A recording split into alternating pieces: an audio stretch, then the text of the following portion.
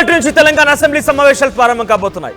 కాళేశ్వరం పైన PC Ghosh commission ఇచ్చినటువంటి 700 పేజీల నివేదిక పైన ఈరోజు అసెంబ్లీలో అటు ప్రభుత్వం ప్రవేశపెట్టబోతోంది. దానిపైన సభ్యుల యొక్క అభిప్రాయం తీసుకోబోతున్నారు.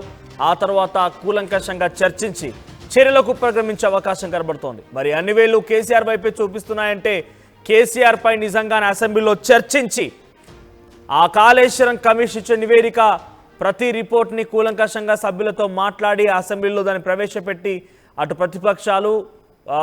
ప్రతిపక్ష పార్టీల సభ్యుల యొక్క అభిప్రాయాలు కూడా సేకరించిన తర్వాత అన్ని ప్రకారంగా లీగల్గా ఒపీనియన్ తీసుకొని చర్యలకు ఉపక్రమించే అవకాశం కనబడుతోంది. అయితే అసెంబ్లీ నేపథ్యంలో అటు బీఆర్ఎస్ పార్టీ కూడా అలర్ట్ అయింది. బీఆర్ఎస్ పార్టీ అధినేత కేసీఆర్ తమ పార్టీ ముఖ్య నాయకులతో ఎమ్మెల్యేలతో ఇప్పటికే చర్చించినట్టు తెలుస్తోంది.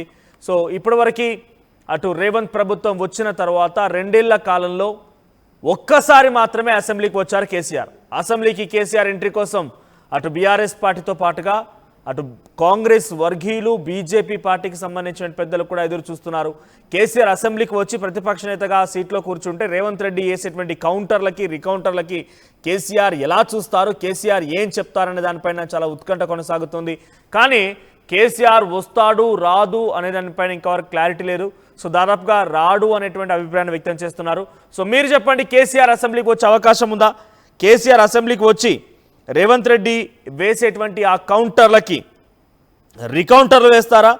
రేవంత్ రెడ్డి కాళేశ్వరం కమిషన్ నివేదికని బయటపెడుతూ కేసీఆరే నిర్దోషి అని చెప్పే రకంగా మాట్లాడేటువంటి ఆ మాటలకి కేసీఆర్ రియాక్షన్ ఏంటో మీరు కూడా ఎదురు చూస్తున్నారా?